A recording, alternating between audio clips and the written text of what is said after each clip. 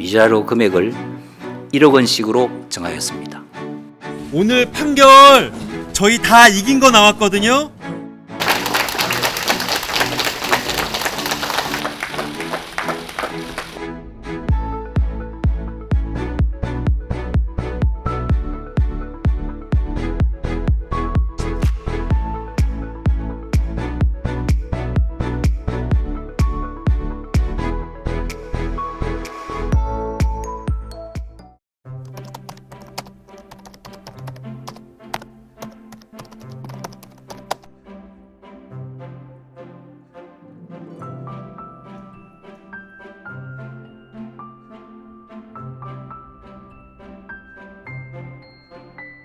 사실 저희가 이 소송이 굉장히 역사를 길게 가지고 있습니다. 특히 미쯔비시 상대로 한 소송에서의 이제 근로정신대 소송 말고는 2000년에 제기됐던 소송이고, 또 지난 10월에 났던 소송 같은 경우는 2005년에 제기됐던 소송이어서 저희가 변호사가 됐던 시간보다 훨씬 더 이전에 이루어졌던 소송들인데요.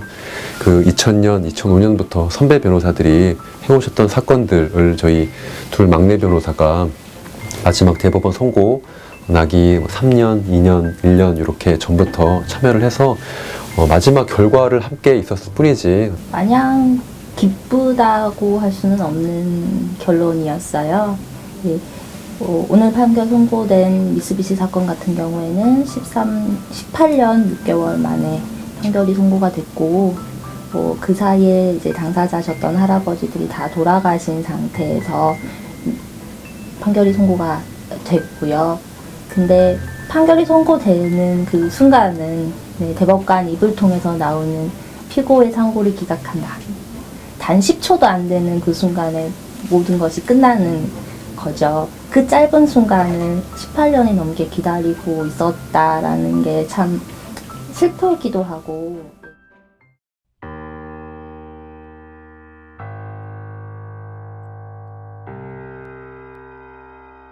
피해자들은 일본 기업에 손해배상 청구를 할 수 있는 권리가 있고, 또 일본 기업은 이분들에게 손해배상을 해야 되는 책임이 있다라는 것이 명확하게 확정이 되었다라는 것이 가장 중요한 것 같습니다. 정말 지연된 정의죠. 안타까운 건 저는 그 문제에 있어서 한국이 자유로울 수 없어요. 거의 대부분의 분들이 돌아가고 난 이후에야 이 문제가 법원의 판단이 이루어진 이후에 또 일본 기업과 일본 정부에게 책임을 묻는 이 상황에서 우리 공동체의 책임이 결코 간과될 수 없다고 봅니다.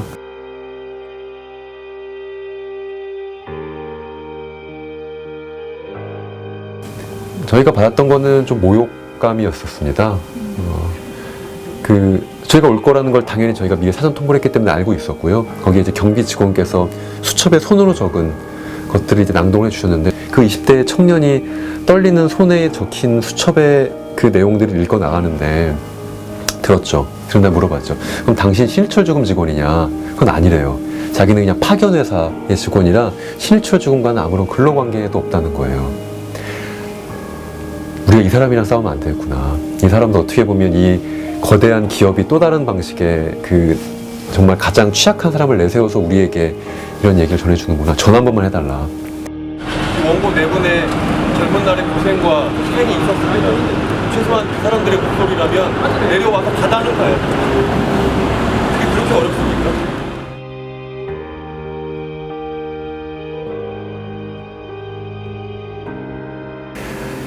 이제는 그만했으면 좋겠어요. 뭐를 그만했으면 좋겠냐면, 늘 힘없고 뺏긴 사람들이 먼저 얘기 좀 하자, 말 좀 하자, 우리 얘기 좀 들어봐 달라 라고 이야기하고 결국 그 큰 문 앞에서 막혀서 돌아오는 것들이 이젠 좀 그만해야 되는 거 아닌가 싶은데, 저희가 운전박대를 당하는 날 아침부터 그 신일철 주금 앞에서 저희의 그 상황들을 이렇게 적어서 이제 전단지로 나눠주시는 일본 활동가 분들이 계셨어요. 매주 그렇게 하고 계신다고 하더라고요. 특히 일본에서의 양심적인 시민사회의 지지와 노력, 그리고 그분들은 사실 우리가 쉽게 느끼기 어려운 자국 기업의 책임, 자국의 식민지 책임을 묻는 거기 때문에 훨씬 더 어려운 길을 가고 계신다고 보거든요.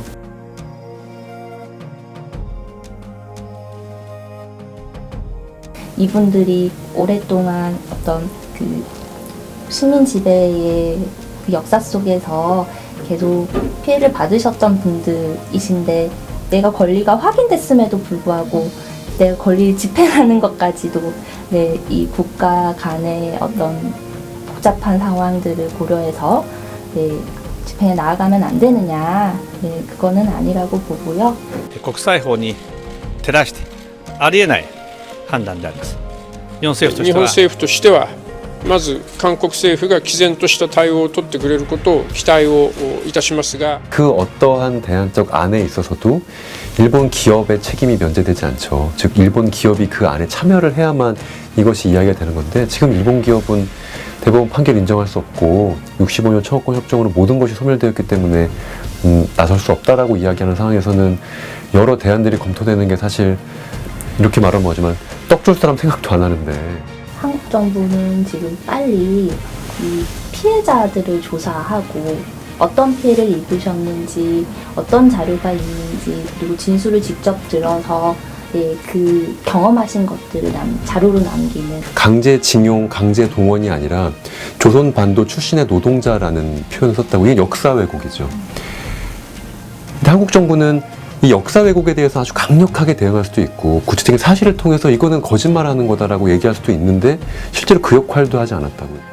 역사적 사실은 그 무엇보다도 중요한 무게감이 있고 이거는 사실 국가가 가장 지켜야 될 게 뭐냐면 진실이죠, 진실.